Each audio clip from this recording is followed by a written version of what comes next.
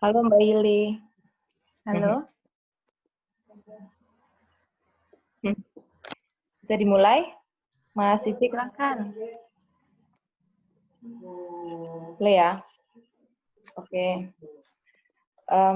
Assalamualaikum warahmatullahi wabarakatuh. Waalaikumsalam. Waalaikumsalam warahmatullahi wabarakatuh. Alhamdulillahirabbil alamin wa bihi nasta'in wa ala umuri dunya waddin. Wassalatu wassalamu ala asrofil anbiya'i wal mursalin sayyidina wa maulana Muhammad.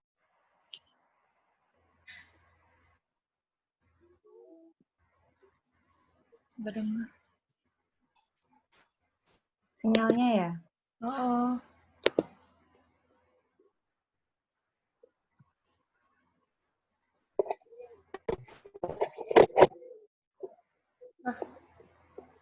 Rika.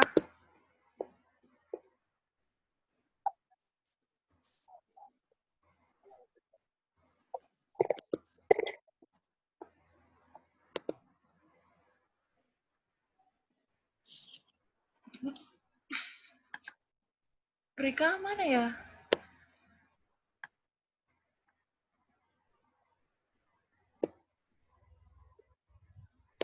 Yang mana atas rahmat dan hidayahnya kita semua dapat berkumpul di diskusi yang insya Allah penuh barokah ini. Kedua kalinya sholawat serta salam semoga tetap tercurahkan kepada baginda kita Nabi Agung Nabi Yuna Muhammad Sallallahu Alaihi Wasallam. Semoga kita mendapatkan syafaat. Teman-teman, sahabat-sahabat di semua, gimana kabarnya? Baik ya? Nggak pada stres kan di rumah aja?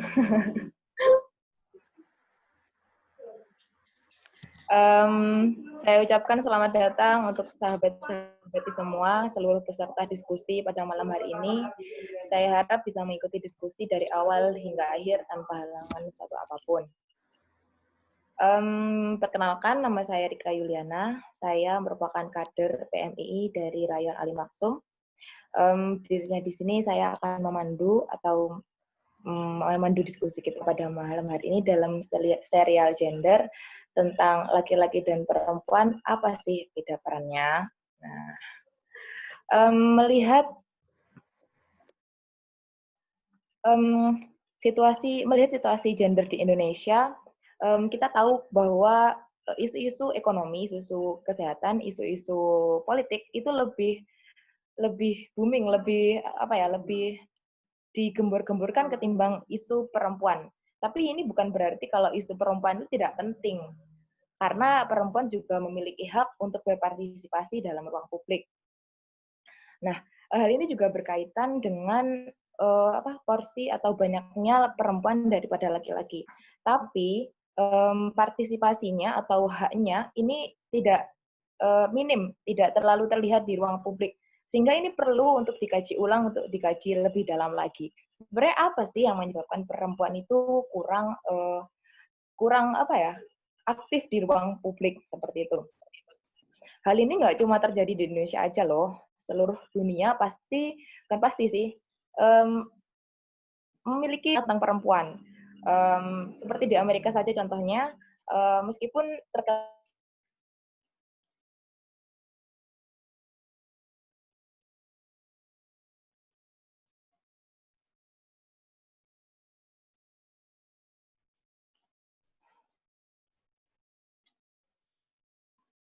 Sinyalnya hilang-hilangan ya. Rika.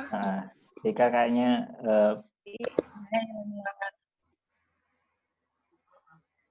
masih tersambung, Mas? masih. Masih. Masih. Nah, hal ini tuh nggak terjadi di Indonesia aja. Semua negara itu ada masalah dengan perempuan. Contohnya di Amerika aja ya, dengan tingkat HAM yang tinggi, demokrasi dengan ideologi demokrasinya, nampaknya Amerika juga masih memiliki masalah dengan perempuan. Contohnya adalah gaji perempuan yang tidak sama dengan laki-laki. Padahal tingkat beban pekerjaan dan juga waktunya itu sama, tapi gajinya berbeda seperti itu. Nah, kemudian hal ini sebenarnya sudah dikaji ya dengan para ahli-ahli terdahulu dalam bentuk feminisme. Feminisme ini sudah ada sejak awal abad ke-19 atau 1837 kalau nggak salah, oleh seorang sosialis Prancis yang mengatakan bahwa perempuan itu seharusnya masuk di ranah-ranah politik, ranah-ranah yang lain, ranah-ranah yang tidak hanya ranah domestik seperti itu. Tapi pada kenyataannya, stereotip atau norma-norma yang telah berkembang di Indonesia ini masih menganggap bahwa wanita ini masih dianggap sebagai stigma yang negatif seperti itu. Nah, perbedaan gender ini sebenarnya tidak menjadi masalah selagi tidak menyebabkan ketidakadilan gender. Contohnya apa? Masih adanya marginalisasi, masih adanya violence, kekerasan, masih adanya keputusan politik yang tidak menyuarakan suara-suara perempuan.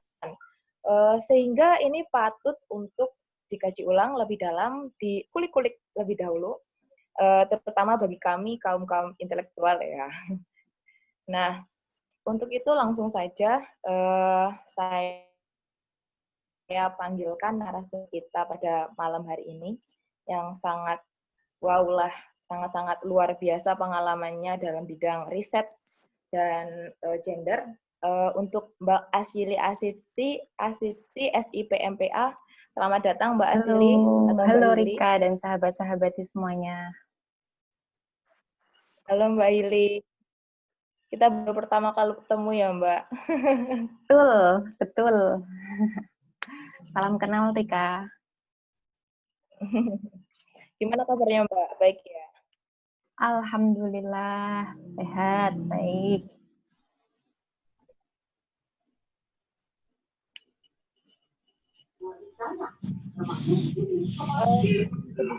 Saya bacakan tentang biografinya Mbak Asili ini. Mbak Asili ini merupakan seorang aktivis gender dari peneliti Pusat Studi Gender Universitas Nahdlatul Ulama. Mbak Asili ini juga aktif dalam menulis, bahkan tulisannya mencapai 15 ya Mbak ya, yang sudah dipost di mana-mana itu.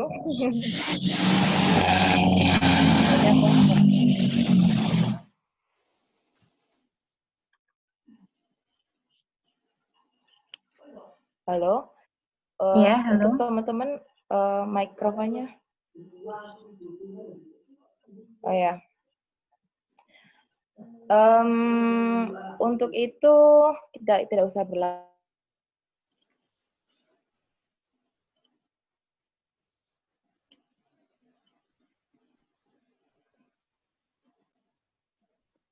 Sepertinya sinyalnya ini susah ya, Rika. Pak mau langsung aja? Sinyalnya hilang-hilangan terus. Ya, mungkin Mbak Hili dipersilakan ambil Rika, mungkin jaringannya agak low ya kayaknya ya. Aku ini ya, Di sini share screen ya. Oh ya, monggo. ya, saya persilakan Mbak Asili.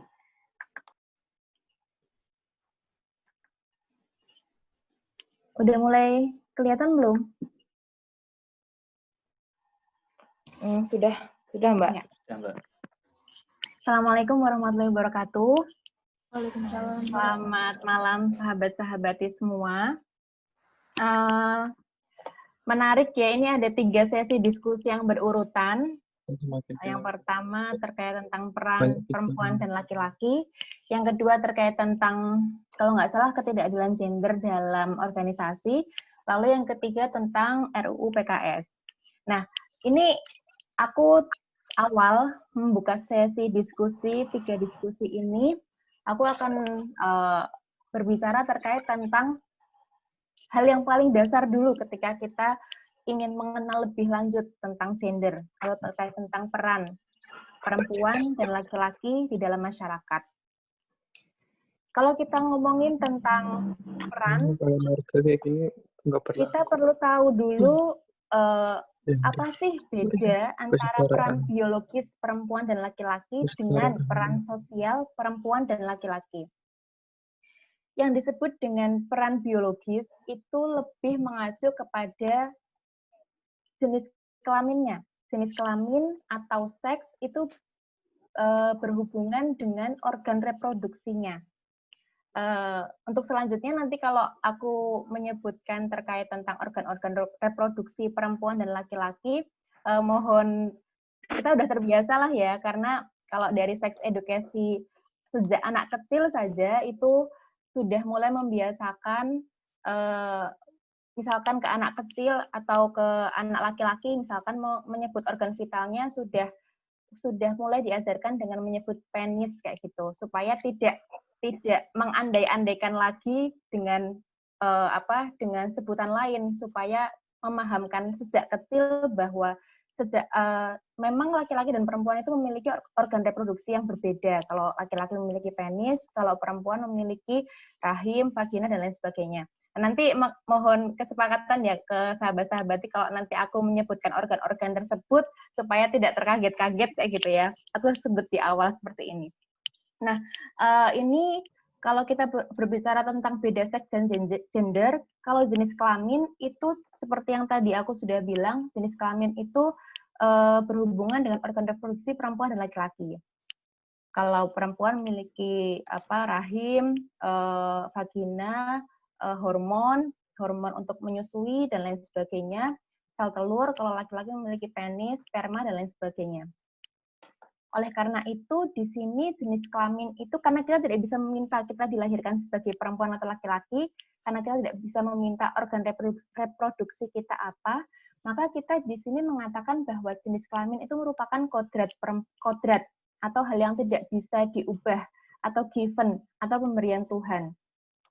Dan ini bersifat takdir. Kita tidak bisa mengatur jenis kelamin kita apa. Tapi berbeda dengan gender. Gender di sini merupakan peran antara laki-laki dan perempuan. Peran di sini lebih berhubungan dengan peran sosialnya. Yang dipengaruhi oleh konstruksi budayanya. Misalkan dipengaruhi oleh konstruksi budaya, waktu dan lain sebagainya. Misalkan kalau dulu kita melihat perempuan memakai celana itu tidak lazim. Dulu yang memakai celana adalah laki-laki. Tapi ketika kita tarik sekarang, maka perempuan memakai celana itu sudah menjadi hal yang sangat biasa. Ini ada dimensi waktu yang berbeda. Lalu misalkan ketika kita melihat di kota intensitas perempuan yang bekerja itu lebih banyak daripada intensitas perempuan misalkan ini saya belum ada data penelitiannya, misalkan di desa. Ini kita bisa melihat bahwa di sini peran sosialnya perempuan untuk terjun di dunia publik itu di kota lebih tinggi. Nah, ini yang disebut dengan peran sosial. Ada perbedaan di setiap lokasi, ada perbedaan di dimensi waktu yang berbeda, juga ada perbedaan. Makanya di sini kita sebut sebagai gender itu bersifat lokal, tidak tetap, dan bisa dipertukarkan. Kayak tadi yang aku bilang bahwa awalnya yang pakai celana ya laki-laki, tapi sekarang perempuan juga bisa pakai celana. Ini kan bisa dipertukarkan. Tadi kita sudah bisa memahami bahwa beda antara jenis kelamin dan gender. Tadi jenis kelamin itu sudah bersifat given, kita tidak bisa menawar. Kalau gender itu bersifat lokal. Nah, tetapi ketika kita juga harus berhati-hati memilah gender dan juga jenis kelamin, karena di dalam gender itu ada jenis kelamin. Misalkan seperti apa? Kalau kita beranggapan bahwa laki-laki berambut pendek, yang tidak berambut pendek itu bukan laki-laki, misal dalam suatu masyarakat seperti itu. Nah, laki-laki berambut pendek itu adalah kita lagi sedang mengerjakan doing gender. Kita sedang mengerjakan pemahaman dalam masyarakat. Tetapi rambut yang memanjang itu adalah takdir.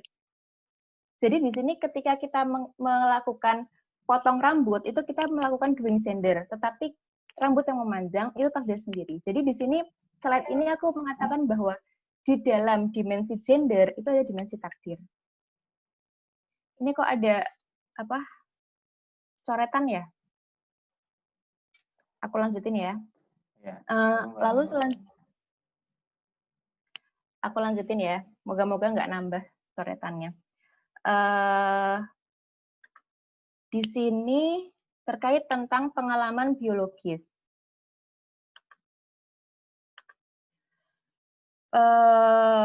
Tadi perbedaan gender itu yang berhubungan dengan organ reproduksi tadi berdampak kepada pengalaman biologis yang berbeda antara laki-laki dan perempuan. Kalau tadi aku bilang bahwa perempuan itu memiliki vagina, indung telur, sel telur, rahim, hormon buat menyusui, sel telur untuk membuahi, dan lain sebagainya. Lalu laki-laki memiliki penis, sperma, kantong sperma. Di sini ada pengalaman biologis yang berdampak dari perbedaan biologis itu. Kalau perempuan, dia mengalami menstruasi, hamil, melahirkan, nifas, memproduksi ASI. Kalau laki-laki di sini mengalami mimpi basah. Nah, menariknya kalau kita melihat pengalaman biologis perempuan dan laki-laki itu menimbulkan sensasi yang berbeda. Karena aku perempuan, aku bisa mengatakan bahwa seringkali menstruasi itu membuat badan pegel-pegel, mood naik turun. Lalu kalau aku melihat, mendengar cerita temanku yang sedang hamil, dia membawa bayinya, janinnya di dalam rahim selama 9 bulan kemana-mana, melahirkan ada sensasi sakitnya tentu, nifas ada sensasi tidak nyamannya, dan memproduksi ASI juga ada sensasi tidak nyamannya. Nah, kalau dilihat dari sini, pengalaman biologis perempuan itu ada sensasi sakit dan rasa tidak nyaman. Tetapi berbeda dengan pengalaman biologis laki-laki. Aku belum pernah mendengar pengalaman biologis laki-laki mimpi basah tapi tidak menyenangkan.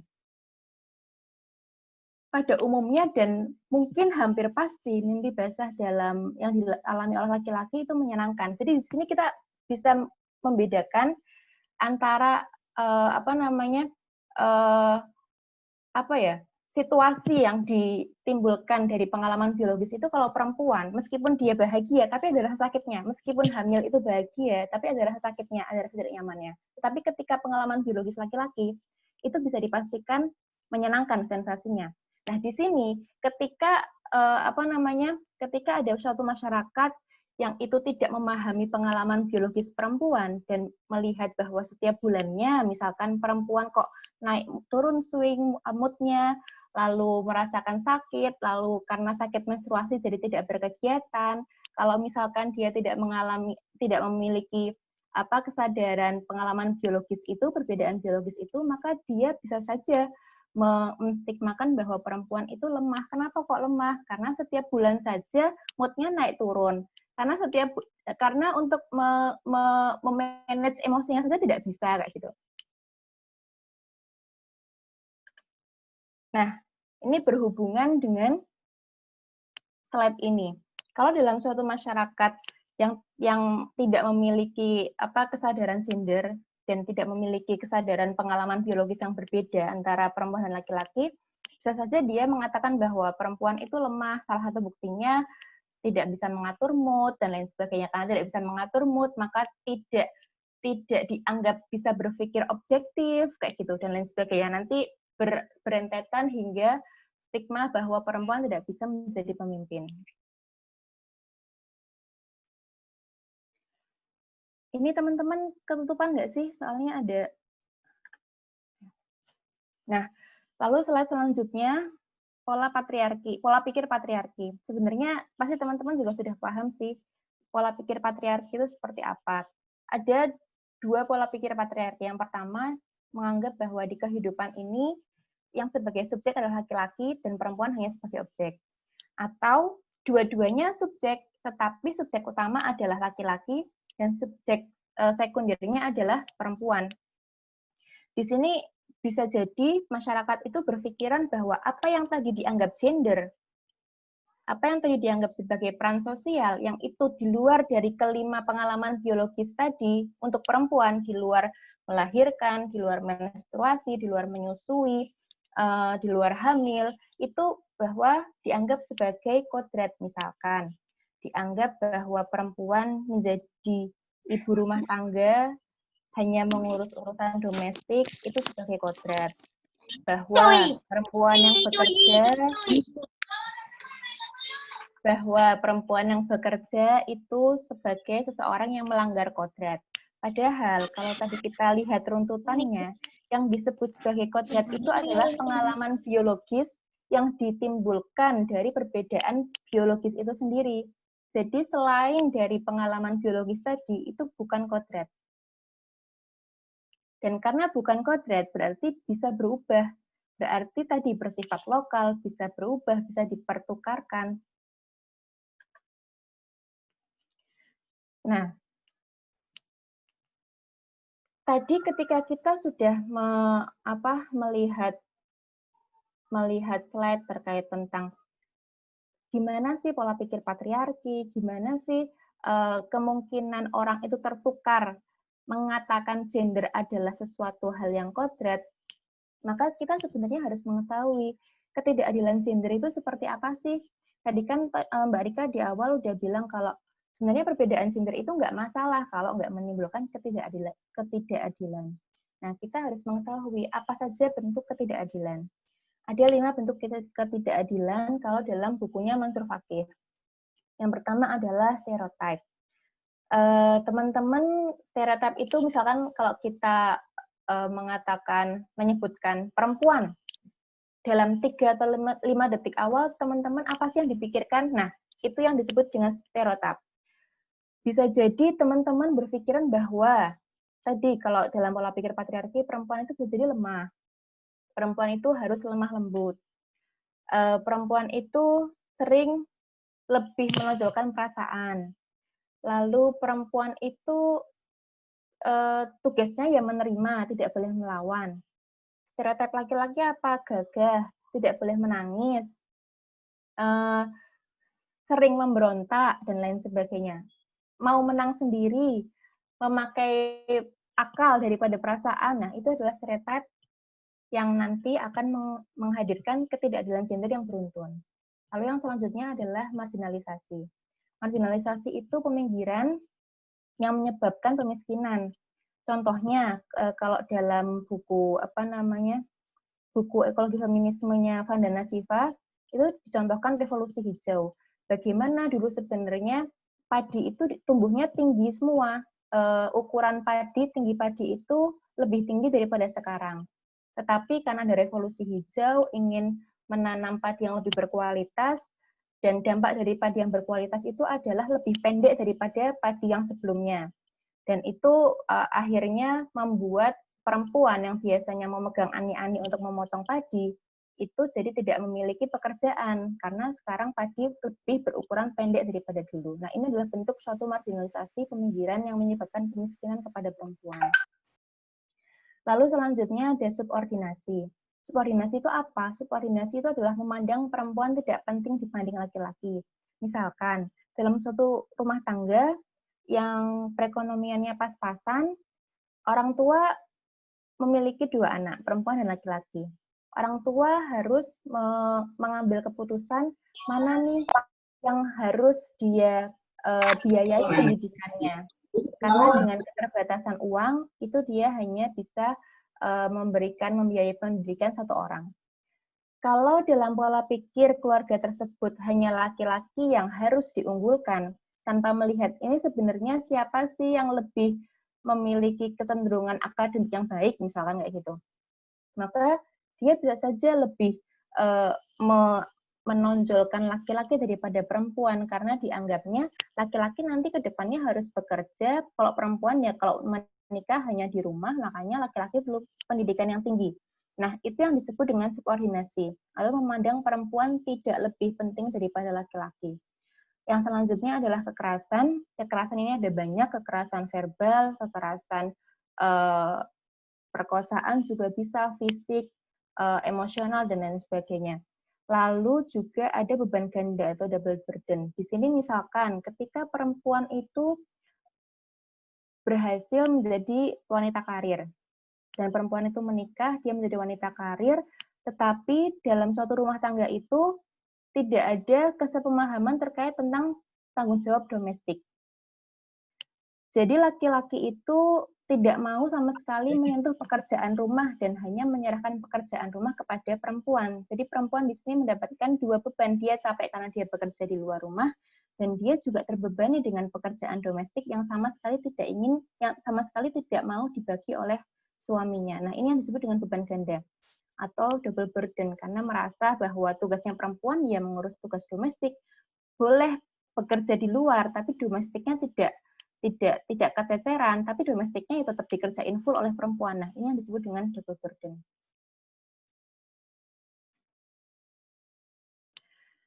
Dari kelima ketidakadilan gender tadi, itu bisa menimbulkan deretan-deretan ketidakadilan gender yang lainnya. Misalkan, tadi dari kita menganggap bahwa stereotip perempuan itu lemah. Ketika kita menganggap perempuan itu lemah, kita bisa saja dalam sistem pekerjaan lebih mendahulukan laki-laki daripada perempuan. Nah, itu yang disebut dengan subordinasi. Ketika kita mendahulukan laki-laki daripada perempuan dan itu jadi membuat peluang perempuan dalam ekonomi itu sedikit, maka kita secara tidak sadar bisa memiskinkan perempuan. Nah, itu yang disebut dengan marginalisasi perempuan. Jadi di sini ketidakadilan gender yang kelima tadi itu bisa menimbulkan deretan ketidakadilan gender lainnya untuk perempuan. Misalkan di sini dalam slide ini kita bisa melihat gambar ini ada wanita karir dan juga ada laki-laki yang berkarir. Mereka semuanya berkarir, perempuan dan laki-laki berkarir. Tapi di sini kita melihat bahwa laki-laki kok lebih tinggi ya kayak gitu. Nah, bisa jadi kita di sini ada fenomena glass ceiling. Sebenarnya secara kapasitas perempuan dan laki-laki itu sama.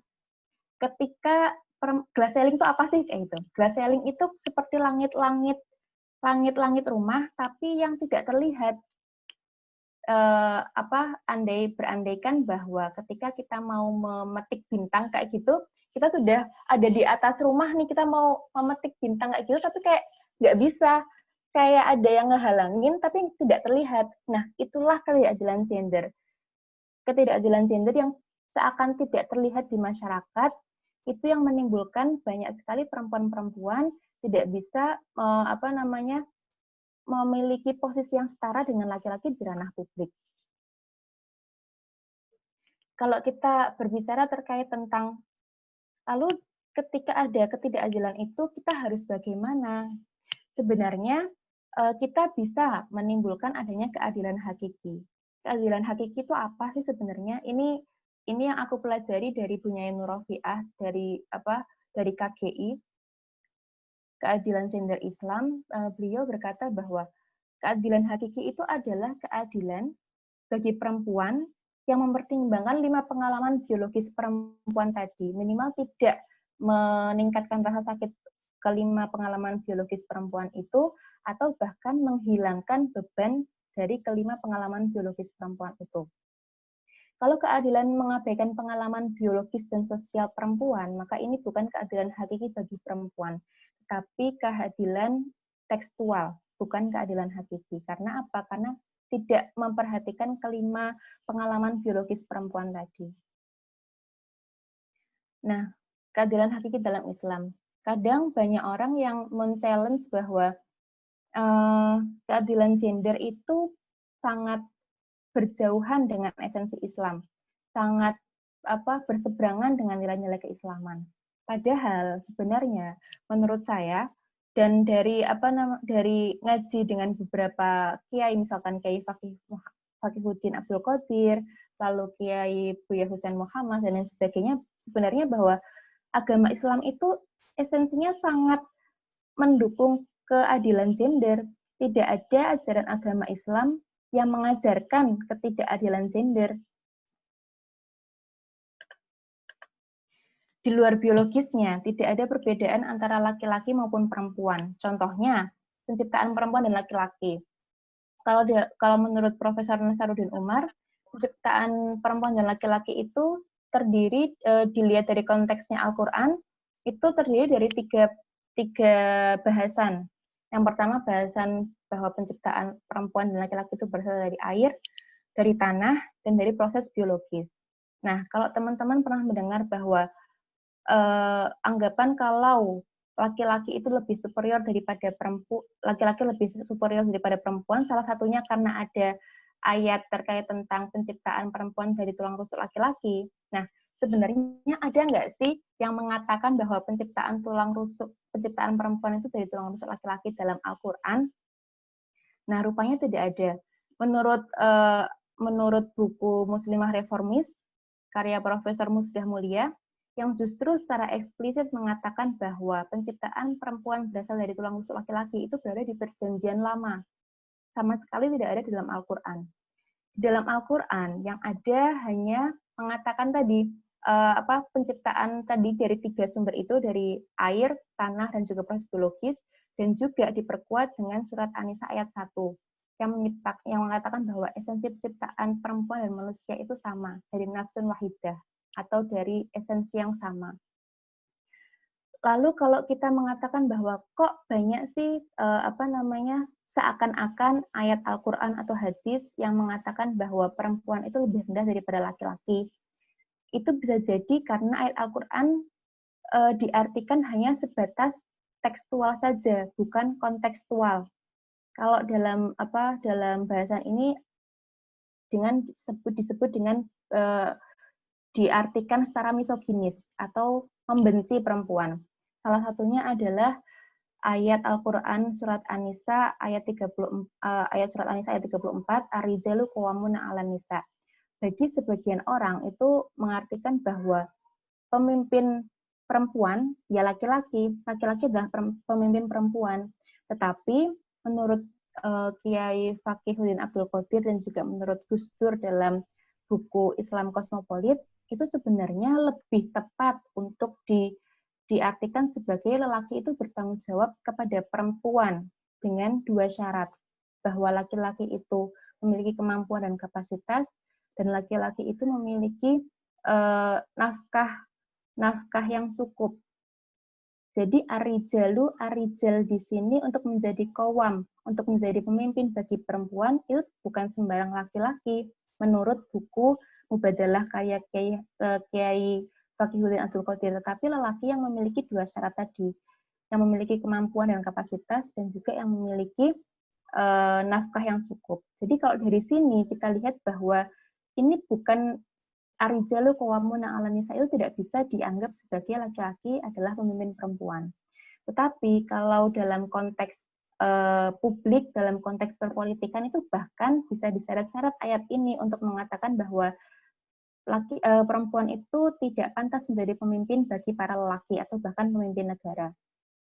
Contohnya saja, ini aku ambil dari data tesisku terkait tentang peran Presiden Abdurrahman Wahid dalam kebijakan kesetaraan gender periode tahun 99 sampai 2001. Di situ aku melihat fenomena bahwa ketika Abdurrahman Wahid itu maju pada pemilu tahun 99, lalu Megawati juga maju pada pemilu tahun 99, di situ yang untuk menjegal Megawati ya salah satunya adalah ayat Ar-rijalu qawwamuna 'alan nisa, bahwa perempuan itu tidak pantas untuk memimpin negara dan bahkan juga memimpin laki-laki.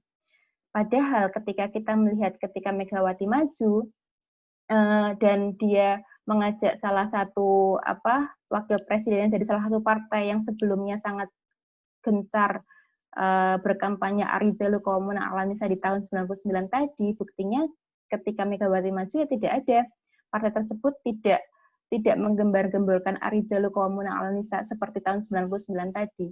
Nah, berarti ini kita bisa melihat bahwa bisa jadi ayat-ayat ini diseret ke kepentingan politik untuk kepentingan tertentu.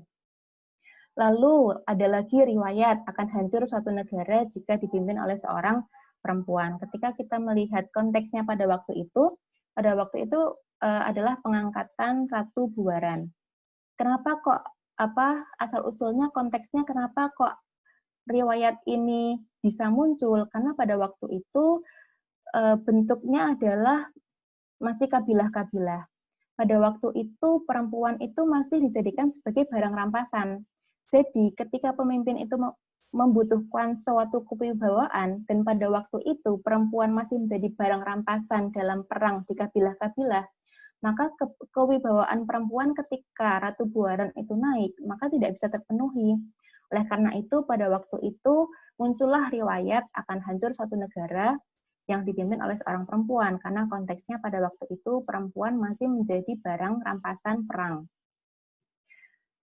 Lalu kita di sini bisa melihat bahwa Al-Quran atau hadis itu memiliki keadilan gender itu dengan melihat konteksnya awal dia diturunkan. Lalu yang kedua, menurut buku Mubadalah ini juga kita bisa melihatnya sebagai tingkatan-tingkatan. Kayak misalkan tafsir, ketika kita melihat Al-Quran, kita menafsirkan Al-Quran, kita bisa membuat tingkatan tafsir itu menjadi 3. Yang pertama, tingkatan mabadi. Mabadi itu adalah teks yang mengandung nilai dasar Islam yang menjiwai seluruh sendi kehidupan. Misalkan kayak Maqasidus Syariah, ada 5 hak manusia, perempuan dan laki-laki, hak agama, hak berkeluarga, hak atas keselamatan jiwa, hak berpikir, dan juga hak harta. Lalu ada juga nilai terkait tentang kemanusiaan, nilai juga terkait tentang ketauhidan. Lalu yang kedua adalah yang diklasifikasikan sebagai qawaid atau teks yang mengandung nilai dasar Islam dalam bidang tertentu, misalkan perdagangan dan juga pernikahan. Lalu yang ketiga, klasifikasinya juz'i atau teks tentang perilaku tertentu yang bersifat spesifik atau pemenuhan kebutuhan. Contohnya adalah pemenuhan kebutuhan suami atau istri. Nah, di sini ketika kita melihat tafsir perempuan dan laki-laki, itu kita bisa melihat sebagai tingkatan. Tingkatan paling bawah itu adalah juz'i, atasnya adalah qawaid, atasnya lagi yang menjadi dasar kita semua adalah mabadi. Kalau kita melihat tafsir yang juz'i, yang sangat praktikal ini, kita tidak boleh menafsirkan ini melanggar dari yang qawaid. Tafsir qawaid ini juga tidak boleh melanggar teks yang mabadi. Jadi ketika kita melihat mabadi itu memberikan suatu kesetaraan bagi perempuan dan laki-laki, maka kita bisa menafsirkan hingga yang bagian teks juz'i itu sebagai suatu yang setara antara perempuan dan laki-laki. Nah, kita bisa mensalingkan, makanya di sini adalah mubadalah. Ada metode mubadalah. Kenapa kok ada metode mubadalah? Karena sebagian teks yang sangat praktikal, teks ayat Al-Quran yang sangat praktikal itu hanya menyebut laki-laki saja.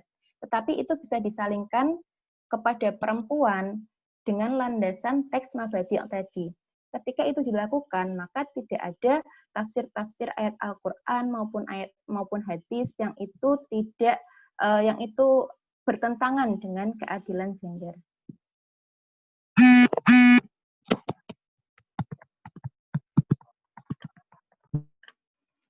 Nah, lalu kalau kita bagaimana sih membangun keadilan hakiki itu sendiri? Tadi bisa dimulai dari pola pikir. Kalau aku disebutnya di sini sebagai bottom up ya, dari bawah ke atas. Pola pikir itu bisa dibangun dengan memahami pengalaman biologis yang berbeda tadi antara perempuan dan laki-laki, memahami bahwa kodrat perempuan dan laki-laki itu yang berhubungan dengan pengalaman biologisnya, dan yang di luar itu berarti bukan kodrat, berarti bisa dipertukarkan, atau bisa juga dengan paksaan atau dengan kebijakan yang berperspektif gender.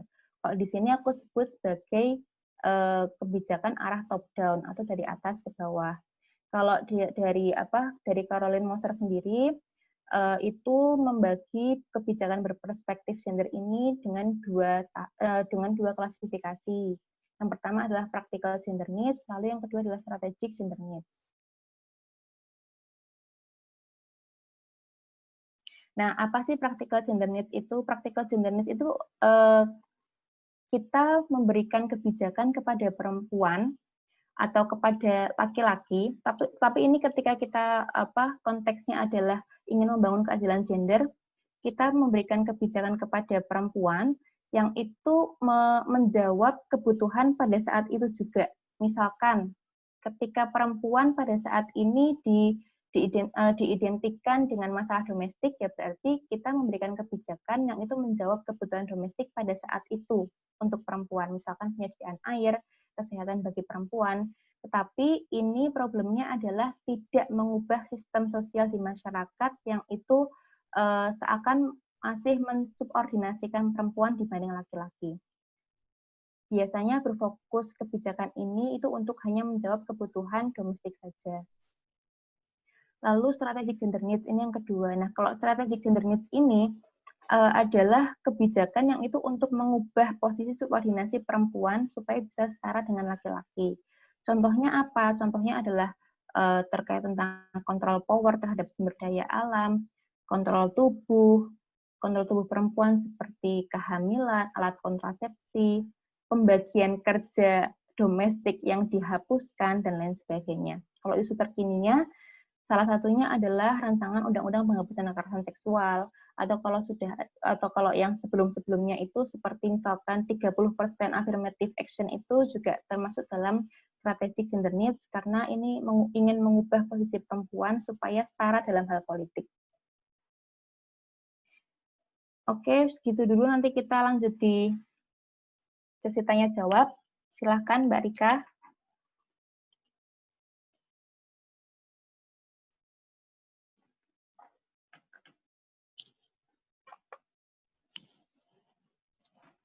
Silahkan Mbak Halo. Rika. Ya. Iya. Oh iya Mbak, terima kasih atas pemaparan materinya. Sangat bermanfaat ya, dari awal perbedaan gender dengan seks. Soalnya kebanyakan orang tuh menganggap itu sama, padahal kan keduanya berbeda gitu ya. Yang ingin saya tanyakan itu gini Mbak, atau ke yang ini, kedua, sesi yang kedua. Tadi aku udah langsung campur sih penjelasan terkait tentang keadilan hakiki Islam dan keadilan gender secara umum. Oke, baik Mbak. Kalau begitu saya juga mengutip tadi pernyataan Mbak Hili ya, terkait beban ganda. Beban ganda itu kan sebenarnya seperti ini Mbak. Kadang perempuan itu diberikan pilihan gitu. Seperti ini. Ketika seorang perempuan wanita itu berkarir, tapi juga menjadi seorang ibu rumah tangga, tapi tuh hasilnya tidak maksimal seperti itu. Misalkan anak terlantar, kemudian tidak bisa berjalan dengan semestinya gitu. Seharusnya itu seperti apa Mbak? Untuk membuatnya itu balance gitu di antara keduanya. Justru malah aku baca penelitian disertasi di psikologi UGM, tapi aku lupa itu judulnya seperti apa penelitian disertasinya. Justru itu mengatakan bahwa menariknya dalam penelitian itu adalah perempuan yang bekerja itu justru bisa lebih menjaga kestabilan rumah tangganya, keharmonisan rumah tangganya daripada perempuan yang tidak bekerja. Karena apa? Karena ketika dia perempuan bekerja, keluar rumah, dia punya circle untuk berkomunikasi tentang masalah keluarganya di rumah. Nah, karena dia punya circle untuk sharing itu, maka orang-orang perempuan karir lainnya itu bisa memberikan tips-tips lainnya supaya keharmonisan rumah tangganya ini bisa lebih terjaga. Justru itu yang menarik, bahwa kita bisa melihat perempuan yang bekerja di luar itu sebagai sebagai penjaga keharmonisan rumah tangga karena dia memiliki circle untuk sharing masalah rumah tangganya sehingga dia punya solusi-solusi dari tips-tips para perempuan pekerja karir lainnya. Justru itu sih. Kalau aku soalnya tidak melihat bahwa perempuan yang bekerja itu menelantarkan anaknya karena dari basis penelitian seperti tadi. Oh iya Mbak. Soalnya saya ini melihat berdasarkan pengalaman, maksudnya saya punya ya semacam kakak seperti itu. Namun sepertinya anaknya tuh jadi kurang perhatian seperti itu karena ibunya berkarir. Mungkin akan berbeda caranya penanganan dan manajemennya ya mungkin. Kemudian Tapi saya kalau seperti itu membacakan pertanyaan yang dulu. menarik. Tapi kalau seperti itu, kita bisa mempertanyakan ulang dong sebenarnya mengasuh anak itu tugas siapa? Kan mengasuh anak tidak hanya tugas seorang perempuan saja, tidak hanya tugas seorang istri saja. Tugasnya istri itu tadi kan menyusui. Tugasnya perempuan sebagai kodrat itu adalah menyusui, melahirkan, nifas tadi, menstruasi dan lain sebagainya. Nah, tugas seorang istri selain menyusui, selain melahirkan dan lain sebagainya itu kan bisa dibagi antara perempuan dan laki-laki, antara suami dan istri itu sendiri. Justru ketika perempuan itu bekerja dan seakan tidak mendapat kasih sayang orang tuanya, justru yang dipertanyakan adalah bagaimana pembagian antara tugas mengasuh anak dalam keluarga itu sendiri. Jadi itu sih baik, Mbak, fungsinya baik. kita bisa kemudian jadi itu fungsinya kita memahami apa sih pengalaman biologis antara perempuan dan laki-laki itu bedanya seperti apa. Itu karena itu berentet sampai itu nanti ke kehidupan masyarakat sosial.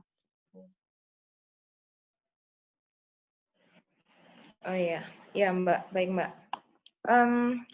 Kemudian ini ada pertanyaan dari sahabat-sahabati.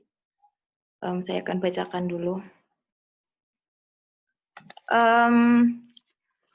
Bagaimana kita hidup seimbang di lingkungan dengan patriarkis yang masih dijunjung tinggi, sedangkan kita sudah memahami bahwa hal tersebut akan merugikan perempuan jika terus dibiarkan. Bagaimana kita menyeimbangkan lingkungan dengan patriarkis yang masih dijunjung tinggi, sedangkan kita sudah memahami bahwa hal tersebut akan merugikan perempuan terus dibiarkan. Bagaimana Mbak untuk menanggapi hal tersebut? Jadi aku mau sharing terkait tentang cerita bahwa aku punya teman, dia seorang dokter. Dokter udah terkenal. Dia kalau dokter terkenal dan itu sampai mempengaruhi suatu kebijakan kesehatan. Kalau dia di luar, dan dia perempuan, kalau dia di luar, dia aktif ngomong terkait tentang kesehatan. Tapi kalau dia di lingkungan masyarakatnya, karena masyarakatnya itu masih patriarki, maksudnya dalam misalkan kalau rapat RT, karena dalam lingkungan masyarakat RT itu masih patriarki, maka dia lebih baik diem dan tidak ngomong apapun. Karena dianggapnya di masyarakat itu yang wajar untuk mengeluarkan gagasan adalah perempuan. Dalam kasus seperti ini, kita bisa memberikan affirmative action bagi perempuan, seperti dalam ranah politik, perpolitikan nasional, kita memberikan porsi. Nah, kenapa kok dokter ini nggak mau buka suara di lingkungan masyarakatnya? Karena dia nggak mau mendengar cibiran-cibiran, kok perempuan terlalu aktif ngomong sih, kayak gitu. Nah, makanya itu kita perlu memberikan ruang tersendiri, perlu memberikan affirmative action atau kebijakan afirmatif, dorongan, pancingan untuk memberikan ruangan tersendiri bagi perempuan. Kalau memang dalam posisi patriarki masih seperti itu, ya kita berikanlah itu suatu porsi tersendiri. Memberikan suatu porsi tersendiri itu bukan berarti perempuan itu lemah, tapi untuk untuk upaya supaya kesetaraan keadilan gender itu terbangun. Gitu Mbak Rika. Baik Mbak. Iya Mbak. Kemudian ini ada sahabat Petro yang ingin bertanya Mbak. Saya persilakan kepada sahabat Petro untuk membuka mikrofonnya dan bertanya. Kepada sahabat Petro. Halo.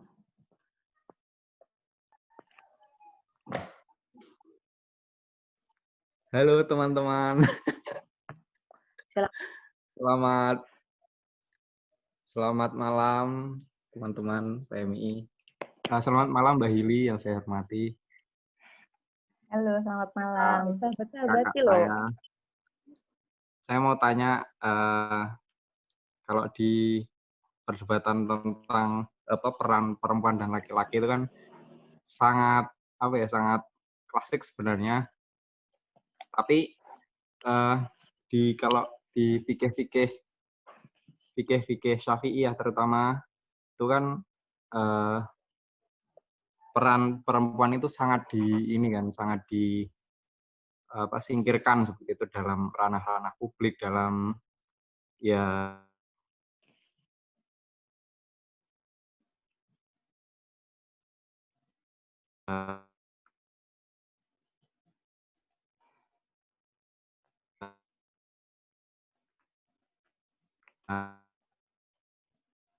Putus-putus, Mas Pedro. Iya, Mas Pedro, putus-putus. Bisa diulang pertanyaannya.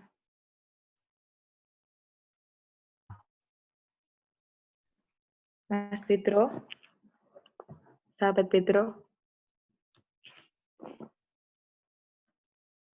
bisa diulang pertanyaannya. Atau lewat kolom chat barangkali kalau sinyalnya sulit. Lewat chat aja. Iya, Lanjut mungkin barangkali bisa mencet. lain. Ya, mungkin. Ini ada pertanyaan lagi, Mbak. Saya bacakan. Mana ya?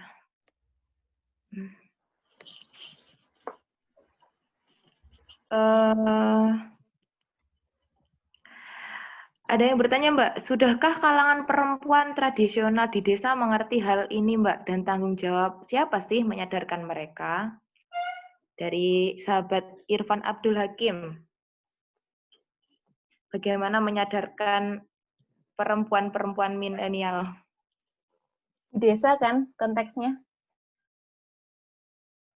Ya, di desa konteksnya. Jadi, kalau di desa itu kan ini ya Mbak ya, konteksnya itu adalah seorang wanita itu 3M, masak, macak, manak. Seperti itulah. Jadi, apa ya, sekolah nggak usah tinggi-tinggi, umur 20-an udah nikah, ya seperti itulah konteksnya. Kemudian, bagaimana, siapa tanggung jawab siapa untuk menyadarkan mereka, atau mereka sendiri yang harus open-minded? Tapi menariknya justru aku kalau melihat partisipasi perempuan di ranah publik, di ranah pekerjaan itu di desa tinggi loh. Karena apa? Karena ketika misalkan pertanian kayak gitu, mereka lebih banyak untuk perempuan partisipasinya juga naik di pertanian itu sendiri. Tapi kalau untuk menaikkan angka pendidikan dan lain sebagainya, itu yang tadi aku nyambung ke bagian practical gender needs. Sebenarnya pendidikan itu masuk ke dalam suatu kebutuhan praktik yang harus dijawab sekarang. Makanya kita butuh adanya suatu formulasi kebijakan yang itu bisa menjawab kebutuhan-kebutuhan perempuan maupun laki-laki, khususnya perempuan yang masih lebih rendah angka pendidikannya dibanding laki-laki. Jadi aku jawabnya itu lebih efektif untuk dicampur tangani dengan kebijakan top down itu sendiri. Berarti tanggung jawab siapa Mbak yang menyadarkan mereka? Mereka sendiri? Kalau untuk siapa yang menyadarkan, itu bisa, bentar, coba ya, perlu share screen lagi ya sih? Iya. Nah, ini kan tadi ketika kita membangun keadilan hakiki, itu kita bisa lewat dua.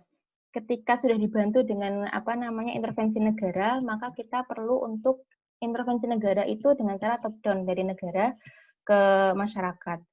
Kita juga bisa mengubahnya dalam bentuk bottom up atau dari bawah ke atas. Ketika dari bottom up itu seperti apa? Ketika dalam masyarakatnya sendiri belum bisa memberdayakan atau mempunyai kesadaran tersendiri, kita bisa mengandalkan misalkan kayak LSM dan lain sebagainya untuk mendampingi para perempuan atau para masyarakat di desa itu sendiri supaya lebih empowered, supaya lebih berdaya. Dan ini yang disebut dalam pendekatan bottom up dalam membangun keadilan hakiki itu sendiri. Baik, Mbak. Ini ada pertanyaan juga lagi. Dari Mbak Sofiatul Qoriah. Di sini saya akan bertanya ketika berbicara tentang gender, itu lebih ke feminisme atau maskulinitasnya setiap laki-laki maupun perempuan dalam ranah sosial. Kesannya di sini perempuan itu lemah, padahal perempuan itu bisa menyamakan dengan laki-laki ketika dalam ranah sosialnya. Ya seperti perempuan itu bisa menjadi seorang pemimpin. Di masyarakat awam masih banyak pandangan ketika seorang perempuan bersekolah tinggi-tinggi, kembalinya itu tetap ke dapur, sumur dan kasur. Bagaimana sih cara menghilangkan mindset itu dalam masyarakat? Wah, panjang banget. Aku perlu memahami. Intinya seperti ini, Mbak. Untuk mengubah stereotip dari masyarakat tentang budaya dan itu cara menghilangkannya seperti apa? Apakah kita harus, maksudnya action dengan diri kita sendiri? Kita punya pengetahuan bahwa enggak loh, kita nggak seperti itu, atau sebenarnya gimana untuk menghilangkan mindset masyarakat yang sudah membudaya itu, gitu. Intinya seperti itu. Betul, kita perlu, nah, misalkan perempuan, gini, salah satu tantangan perempuan berpendidikan tinggi itu adalah takut sulit menikah. Apa namanya? Karena bisa jadi ketakutan bahwa semakin tinggi pendidikan perempuan, maka tidak ada laki-laki yang mau hidup bersamanya karena takut kalah saing dan lain sebagainya. Nah, kalau kita sebagai perempuan, ya kita ubahlah mindset itu dari kita sendiri, bahwa sebenarnya ketika kita memiliki pendidikan yang tinggi pun bisa jadi kok pasangan kita juga dari pendidikan yang tinggi juga. Jangan takut dengan pendidikan pasangan kita lebih rendah, atau takut bahwa nanti nggak ada yang berani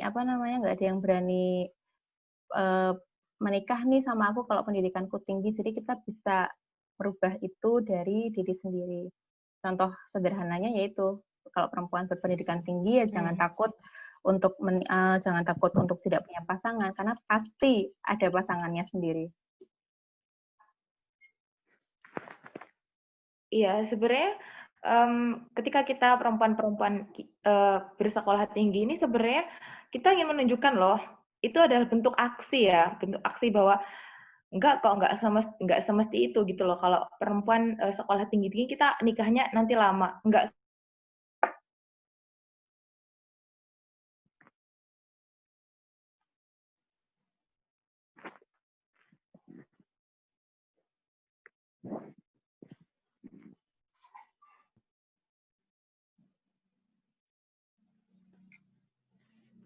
Sinyalnya Mbak Rika.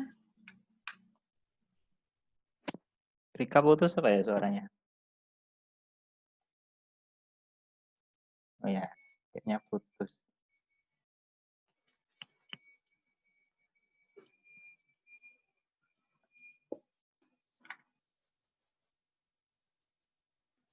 Halo Rika.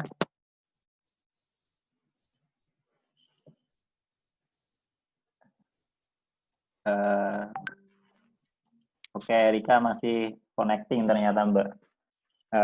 Putus. Mungkin Mbak Hili ada yang tadi nyinggung masalah tadi, mungkin ada yang mau ditambahkan? Pertanyaan selanjutnya masih ada nggak kira-kira? Soalnya ini Mbak. Ya. Ini tadi sahabat. Oh, ya, masuk. Silakan sahabat Rika. Maaf Mbak.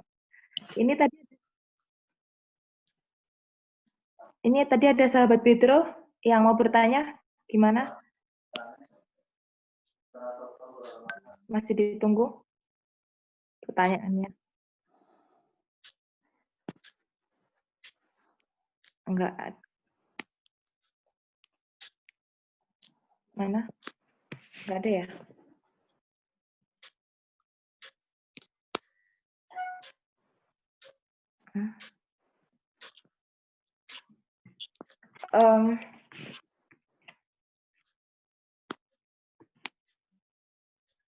Halo, sahabat-sahabatnya semua. Ya.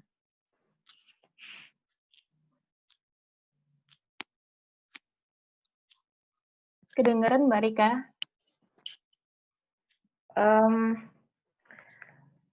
Mbak Ilia, ini pertanyaan terakhir dari saya ya, karena mengingat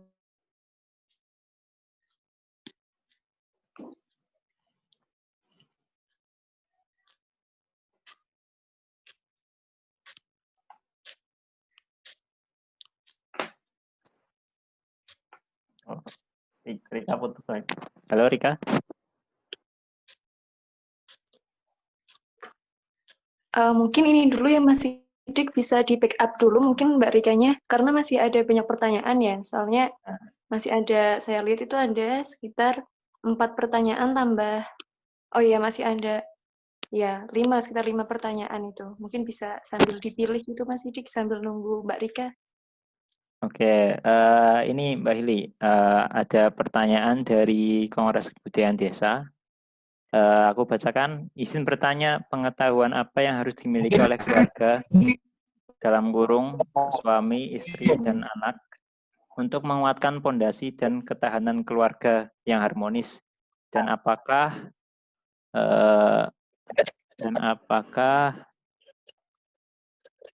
Bentar Mbak, kok izin pertanyaannya? Dan apakah pemahaman kesetaraan gender ataupun gender equality bisa diterima semua kalangan? Terlebih ketika dalam sebuah komunitas memiliki basic value atau mungkin nilai dasar yang bertolak belakang dengan pemahaman gender. Itu Mbak, mungkin mungkin udah jadi kultur di kebudayaan itu tuh nggak setara gitu loh kulturnya. Terus kira-kira itu pengetahuannya apa biar keluarganya harmonis, terus juga pemahaman gender bisa diterima di semua kalangan atau semua komunitas. Monggo Mbak Hili. Pemahaman apa yang untuk keluarga harmonis? Menurutku, sepengamatanku, yang pertama tentu kita perlu memahami antara suami dan istri bahwa beban domestik itu tidak hanya dimiliki dan dikerjakan oleh perempuan saja. Kenapa kok seperti itu? Beban domestik misalkan mengurus anak dan lain sebagainya. Karena apa? Kalau misalkan mengurus anak itu tidak hanya ibu saja yang berperan. Bapak juga perlu memberikan kasih sayangnya kepada anak. Kenapa seperti itu? Karena menurut penelitian, anak yang mendapatkan kasih sayang dari kedua orang tuanya utuh itu bisa lebih cerdas daripada yang tidak. Nah, di sini kita perlu memahami bahwa pembagian tugas-tugas domestik mulai dari mengurus anak, terus habis itu cuci piring dan lain sebagainya, masak, nyapu, ngepel dan lain sebagainya, itu perlu dibagi sesuai porsinya kepada laki-laki dan perempuan, kepada istri dan juga suami, supaya supaya anak lebih terjaga, supaya beban domestik juga semuanya beres tanpa harus menutup kemungkinan salah satunya ingin berkiprah di luar rumah. Lalu juga perlu orang tua sadari bahwa sekarang masih ada loh sebenarnya pemahaman orang tua yang aku lupa itu judul penelitiannya apa. Tetapi itu penelitian tentang kira-kira masih ada nggak sih perbedaan akses antara perempuan dan laki-laki, antara anak perempuan dan laki-laki dalam mengakses vaksin misalkan. Nah, ternyata ada perbedaan antara anak kecil perempuan dan laki-laki untuk mengakses vaksin. Angka laki-laki lebih tinggi daripada angka perempuan.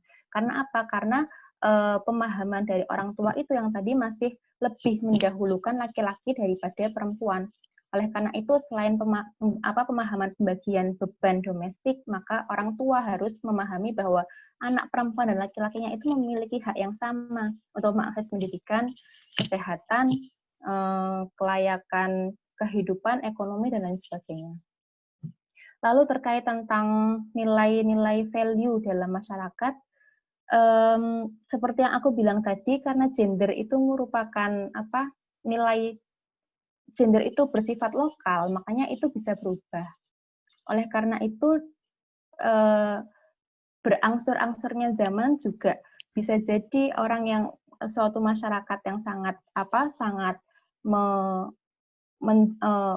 tertutup tertutupnya itu dalam artian sangat patriarki misalkan, itu bisa jadi berubah semakin lama semakin berubah, modernitas masuk, pengalaman-pengalaman orang misalkan kayak anak dari masyarakat itu pergi keluar, dia di luar mendapat pendidikan yang setara, itu bisa mengubah pola pikir dari masyarakat itu sendiri. Itu dengan sendirinya waktu-waktu akan berjalan pasti akan berubah. Oke, itu ya Mbak. Berarti pemahaman terhadap gender itu juga banyak lokal dan kemudian bisa berubah seiring waktu gitu ya Mbak, yang semakin setara. Oke, sahabat-sahabati, kita dapat banyak pertanyaan sebenarnya, cuma kita harus batasi mungkin hanya sampai jam 9 karena udah takut terlalu larut. Walaupun kayaknya kalau diskusi gender itu bisa sampai pagi kayaknya. Ada pertanyaan dari Husni Mbak yang menurut aku agak menarik ini. Husni bertanya, ingin tanya, kalau tidak salah tadi dikatakan perempuan itu melahirkan, menyusui, dan lain-lain. Nah, kan ada nih beberapa perempuan yang tidak bisa melahirkan dan lain-lain, tidak sesuai kodrat. Lah, apakah bisa dikatakan perempuan, tidak perempuan, atau seperti apa? Bagaimana tanggapan Mbak mengenai ini? Gitu. Mungkin nggak sesuai yang tadi kodrat yang disampaikan Mbak. Nah, kan tadi aku bilang bahwa ada jenis kelamin itu dilihat dari perbedaan organ. Kalau perempuan itu memiliki vagina, sel telur, dan lain sebagainya, sehingga dia memiliki pengalaman biologis melahirkan, hamil, menyusui, nifas, dan juga menstruasi. Kelima pengalaman biologis ini pasti dimiliki oleh perempuan, tapi tidak semua perempuan mengalami kelima pengalaman biologis ini. Jadi ketika perempuan tidak mengalami salah satunya, maka tetap bisa disebut perempuan karena memang karena memang kelima tadi hanya bisa dirasakan oleh perempuan, tapi tidak semua perempuan mengalami kelima pengalaman biologis itu. Jadi kalau yang mengatakan bahwa perempuan yang tidak bisa hamil itu tidak perempuan, maka dia belum memahami apa sih kodrat itu, apa sih hal yang given itu. Karena hamil itu merupakan hal yang given. Kita berikhtiar, tapi kita kan tidak bisa memaksakan kehendak. Nah, itu kan hal yang given. Oke, menarik ternyata ya Mbak. Gitu. Berarti itu juga kayak ya gimana lagi gitu loh, maksudku dia tetap karena suatu yang given juga tanggapannya atau sesuai dengan jalan yang ada gitu. Misalkan ada satu lagi, misalkan di pandangan masyarakat masih kadang membedakan perempuan yang melahirkan dengan cara normal itu lebih baik daripada perempuan yang melahirkan dengan cara sesar. Padahal keduanya mengeluarkan suatu tenaga dan usaha sendiri-sendiri. Jangan dikira bahwa perempuan yang melahirkan secara sesar itu tidak ada riskannya, sama-sama riskan.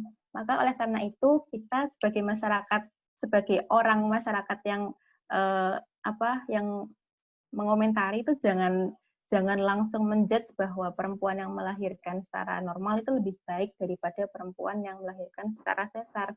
Karena kan kekuatan biologis perempuan kan berbeda, kayak gitu. Ya, emang sering banget ya Mbak kayak gitu. Next ada pertanyaan lagi Mbak dari Iza Nazibah. Aku bacain. Assalamualaikum. Waalaikumsalam. Saya ingin bertanya, bagaimana menghadapi bonus kesetaraan gender?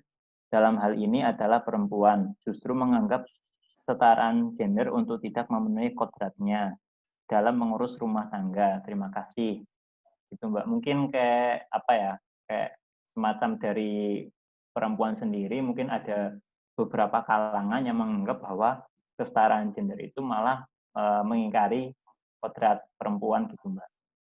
Nah, berarti yang masih masalah adalah definisi dia tentang kodrat itu sendiri. kodrat itu kan sesuatu yang given. Tadi kan kita sudah panjang lebar ngomong kalau sesuatu yang given itu adalah kelima pengalaman biologis tadi. Selain itu berarti adalah masuk ranah gender, ranah yang bisa berubah, ranah yang bisa dipertukarkan, ranah yang bisa berubah seiring waktu, seiring lokasi dan lain sebagainya. Oleh karena itu bisa jadi karena dia pemahaman terkait tentang kodratnya beda. Bisa jadi juga dia kalau dia mengkaitkan itu dengan keadilan gender, kesetaraan gender itu hal yang melanggar Islam. Jadi dia mentafsirkan ayat atau hadis hanya tekstual saja, tidak kontekstual seperti yang tadi aku sebutkan, misalkan kayak kepemimpinan perempuan dan lain sebagainya. Bisa jadi juga dia belum memahami teks mabadi' tadi yang aku sebutkan tadi, bahwa sebenarnya dalam Islam tadi ada loh tafsir secara hierarki yang dari juz'i, qawaid, mabadi' yang sebenarnya kalau kita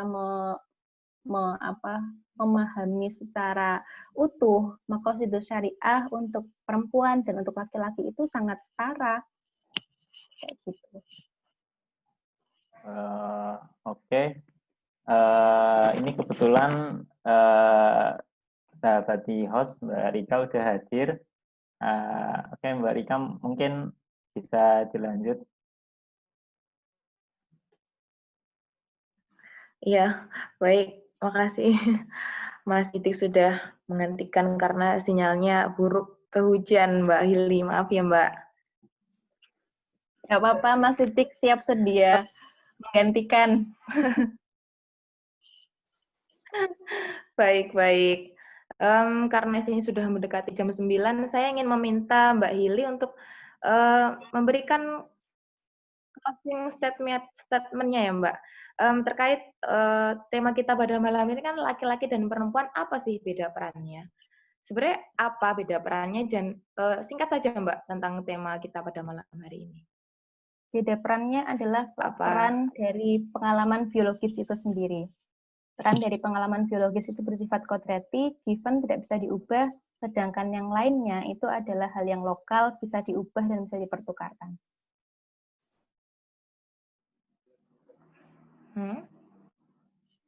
Sudah cukup.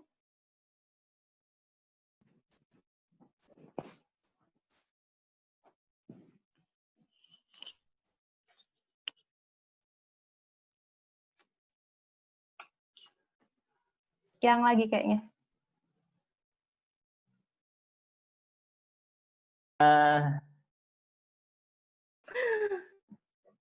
Oke, Rika. Oke, sudah. Maaf karena ya sedikit ada gangguan. Jadi dari malam hari ini saya dokter dapat menyimpulkan ya bahwa sebenarnya dalam perempuan dalam pengetahuan umum, pengetahuan Islam, sebenarnya tidak ada yang melarang bahwa laki itu bisa atau setara dengan, tidak ada alasan lagi kalau misalkan ada yang bahwa kalau misalkan kemudian negara itu gagal mengatakan bahwa arijalu qawamun nisa. Itu juga bisa yang pemimpin sebagai penegak ya, laki-laki penegak bagi seperti itu. Cukup hari ini saya ucapkan terima kasih kepada Mbak Hilnya untuk berdiskusi bersama kita, sahabat-sahabati semuanya. Saya sebagai moderator mohon maaf. Ini ada request dari Irfan, foto bareng. Iya. Foto bareng, Cak. Foto bareng dulu ya, sebentar. Iya. Sabaran tuh gimana ya? Ini jadi video lain semua. Ya, Malah Untuk ini loh di screenshot gitu.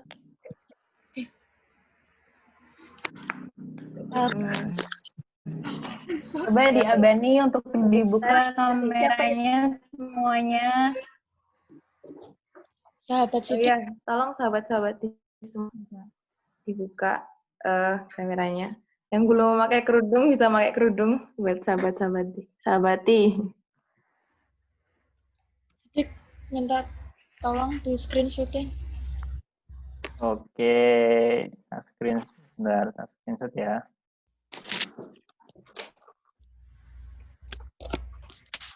Semuanya.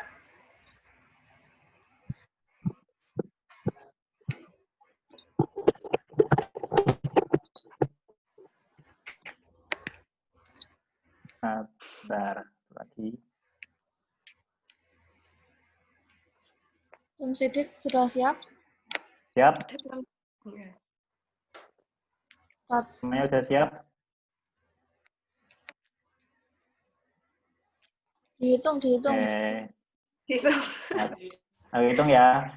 Tapi ini tuh ada dua layar. Ya. Oh, ya Jadi udah, aku satu dulu. Oke, semuanya udah siap ya? 1, 2, 3.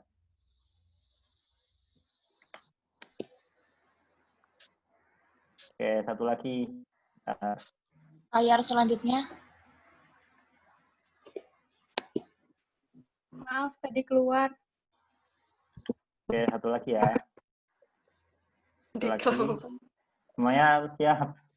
1, 2, 3. Nah, udah.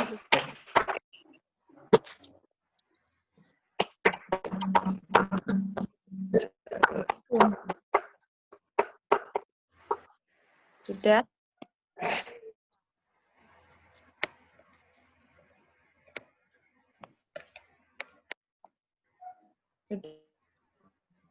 Semua.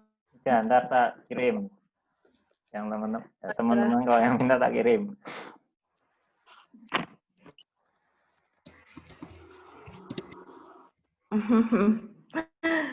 Siap.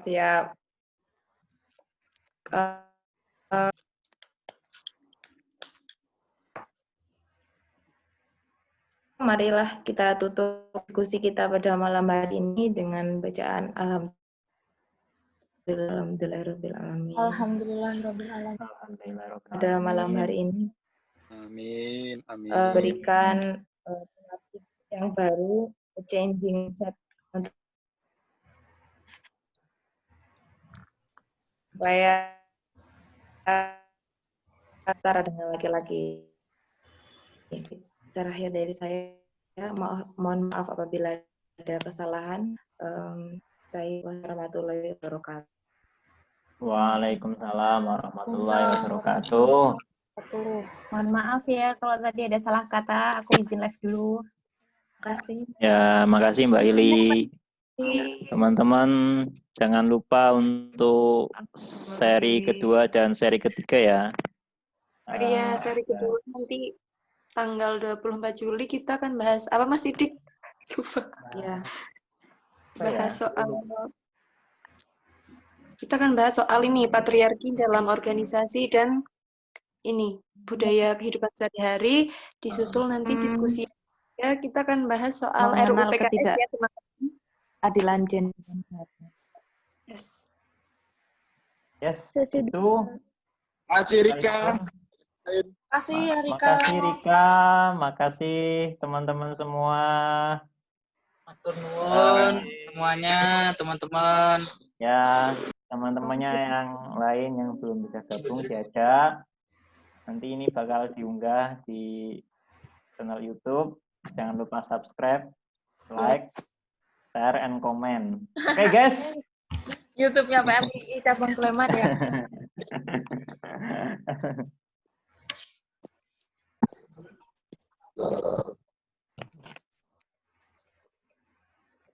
Oke, makasih. Ini end meeting atau Gimana Rika, Yun, Irfan, Cina? And meeting mohon. Oke, siap. Terima kasih teman-teman. Selamat melanjutkan aktivitasnya kembali. Vin, bentar Vin. Apa?